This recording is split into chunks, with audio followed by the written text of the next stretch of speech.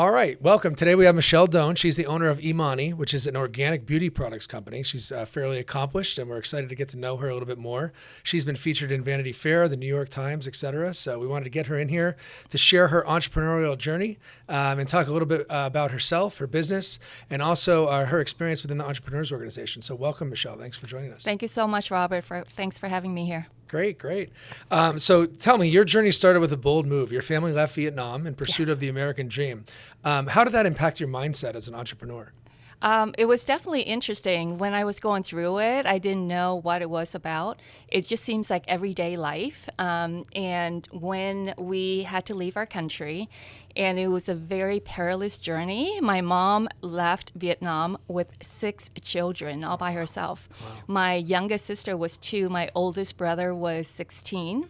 And we were on literally a 30-meter fishing boat with 319 people. Wow. Okay, so 30 meters is 90 feet, but imagine it's not a cruise, it's a cruise kind of boat, but it's literally a fishing boat where all of us were sitting, shoulder to shoulder. It was very squeezed in. We couldn't carry any of our belongings. We can take like one item with us, one bag with us. And 2 people actually died during the journey. Oh, wow. And so we had to throw them overboard. So imagine at 9 years old, that's what I was facing, trying to leave Vietnam. Overboard? Yeah, because we were on this journey. We didn't know where we were going. We knew we were heading to Thailand somewhere. And so 2 people passed away. One person was really sick. The other person was just really old and really couldn't make the journey.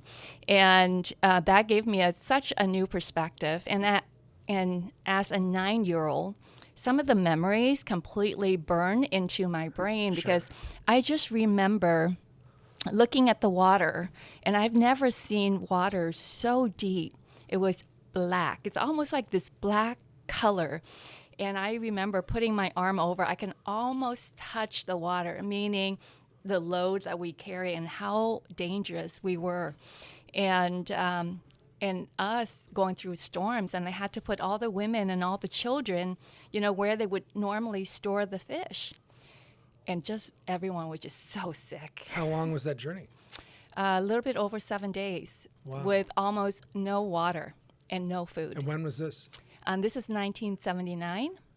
Well, that's amazing. And so when you came to the States, did your mom have a plan? Was there anything set up?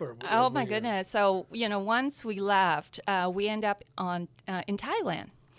And during that time, during the 70s, after the fall of Saigon and the communists took over our country, a lot of people leave Vietnam trying to escape to get to the U.S., and it was very difficult. You've seen those movies where, during the American embassy, people are trying to get on the helicopter, trying to get on the flight.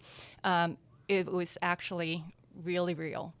And so we were trying to get out of Vietnam. We end up in Thailand, but because there are so many refugees coming to Thailand that people were shooting at us. I think it was either the guards, the army, or the police. They were preventing us from docking onto their shores.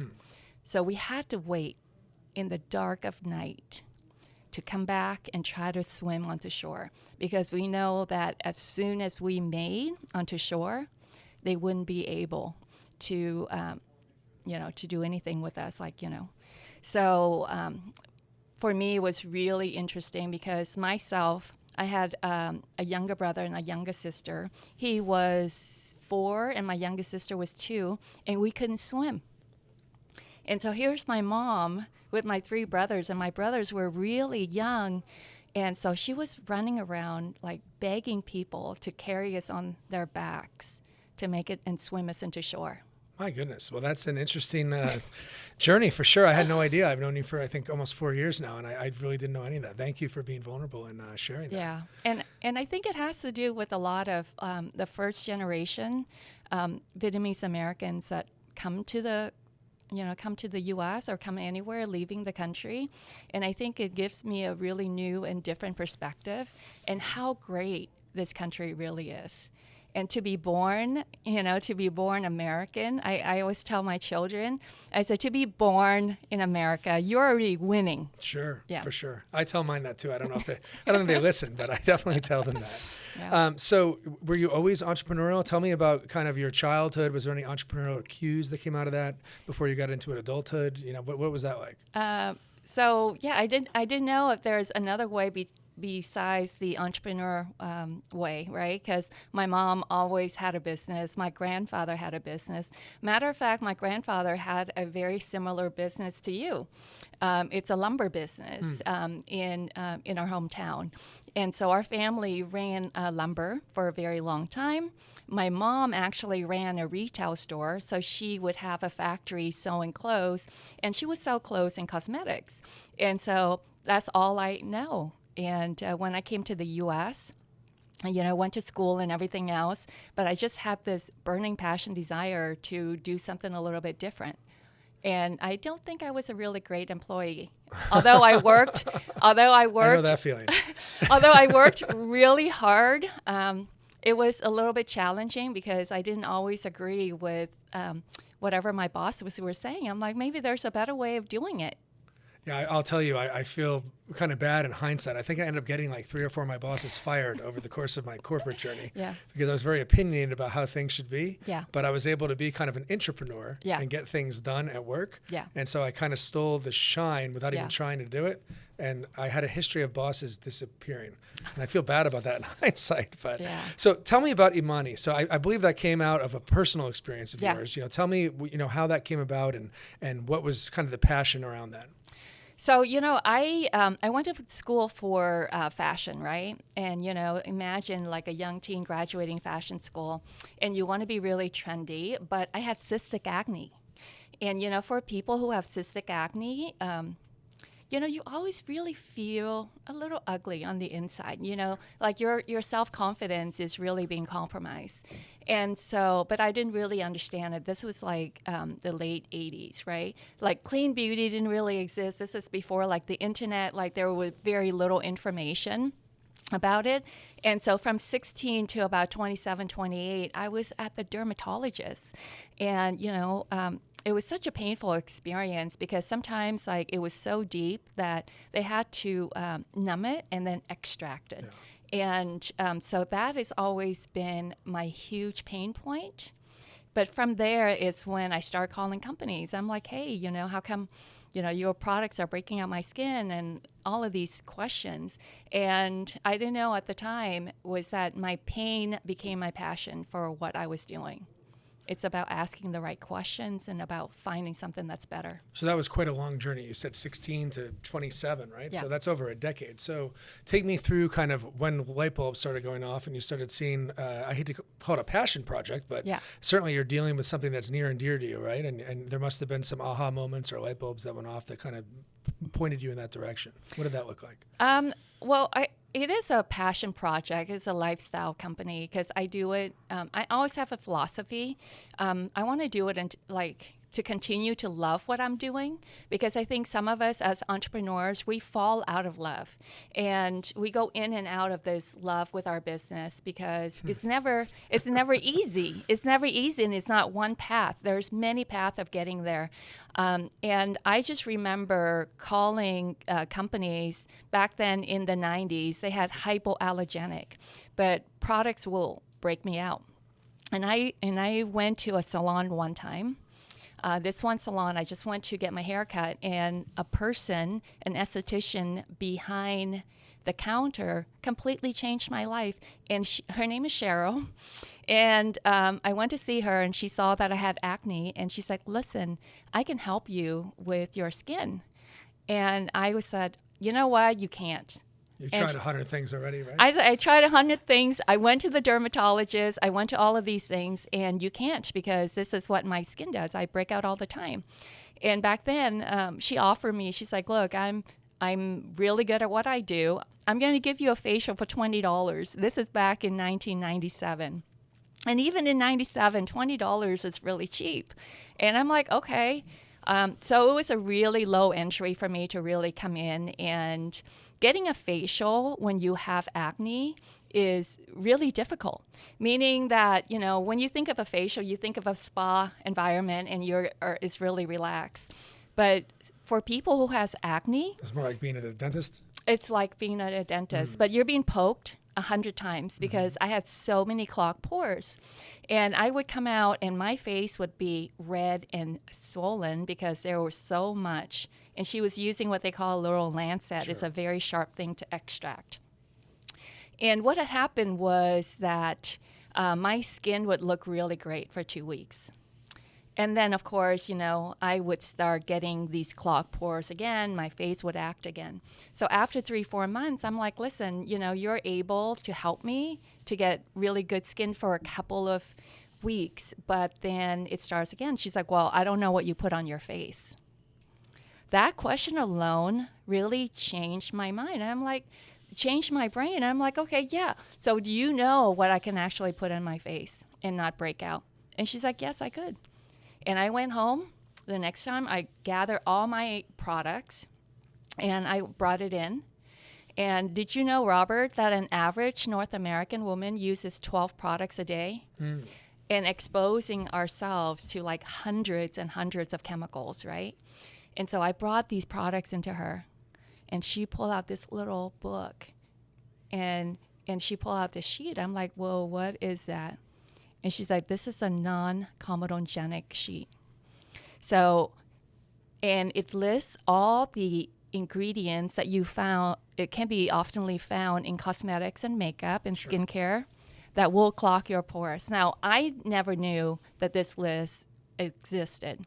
But thank God the internet now, you can go and you can check every single product. Sure. And that's when the light went on. And that's my pursuit of clean beauty. Yeah, I think makeup's interesting. My wife doesn't wear a lot of makeup, and I've noticed that the older she gets, the age gap between her and her friends gets bigger and bigger. Yeah. And not just from a clogged pore standpoint, but I really think all the chemicals in the makeup, I think they age you. Right? Yeah. And I'm not a doctor by any stretch, but I have to imagine, you know, your skin's the largest organ, and it's soaking in all of these probably toxins in many cases, and it's causing some aging and deterioration of the skin. Is that factual? Yeah, I'm actually glad that you brought it up because right now retinoids and Retin-A and all these really harsh topical peels are really popular right now because, you know, Americans, we love instant gratification. Burn your skin? And so, so basically you're removing like the top layers of your skin, but what you're also doing is that you're also thinning out the skin.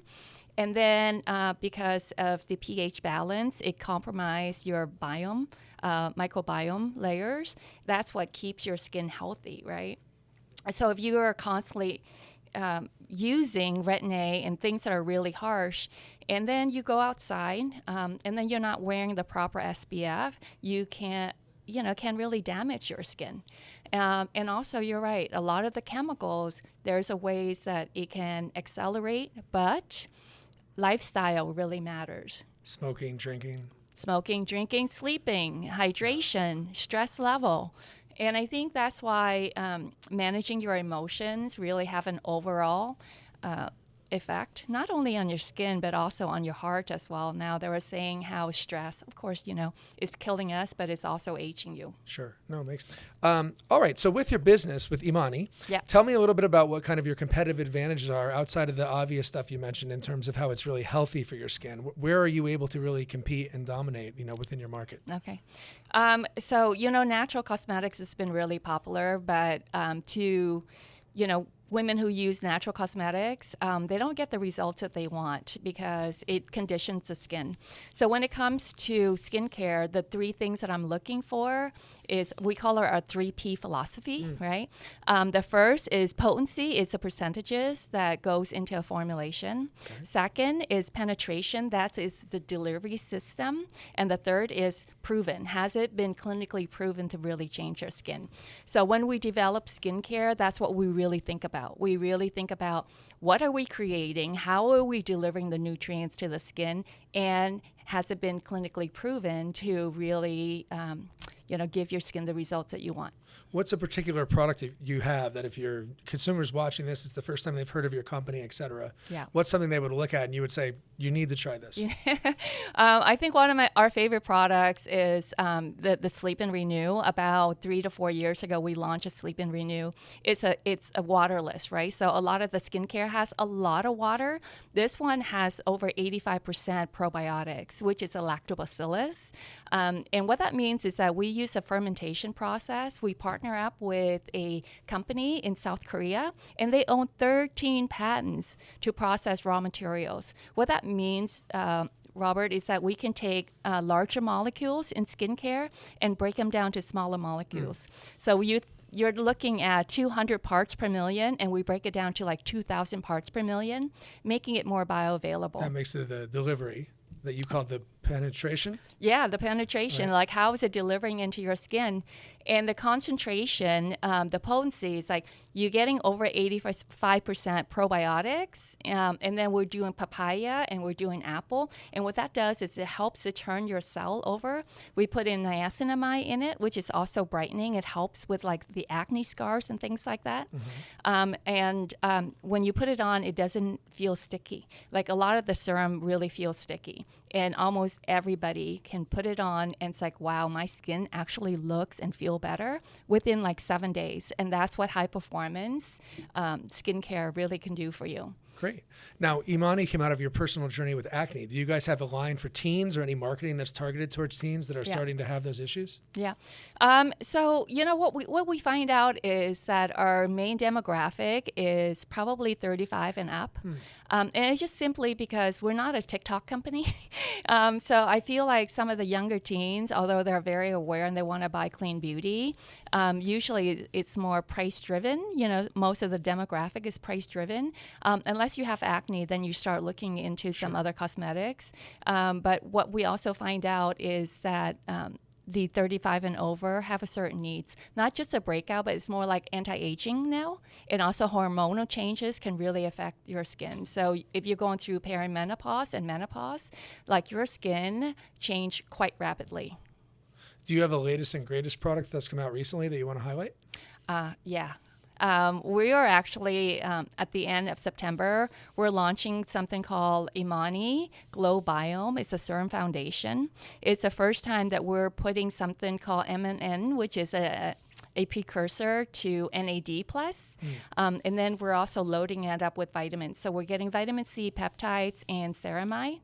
And then we combine it with conditioning things like avocado oil, and it's like a serum foundation. So one of the trends is that women are wearing less products, right? But we want to make sure that we tie skincare into a foundation. I'm actually wearing it now. And so you can get serum foundation and then all your skincare into one. So, well, that's fascinating. So where can people find your products? The best way is imani.com. So we are a omni-channel. So we export to 14 different countries, but we sell at imani.com. You can find Imani on Amazon as well. We're working with like Mothers, like some of the natural organic stores, and then we distribute in Canada. And when it's exported to those 14 different countries, is it all under that brand name or is it Yeah. private labeled or? No, it's under our same brand name. We have a warehouse in the Netherlands that support our distributors in Europe.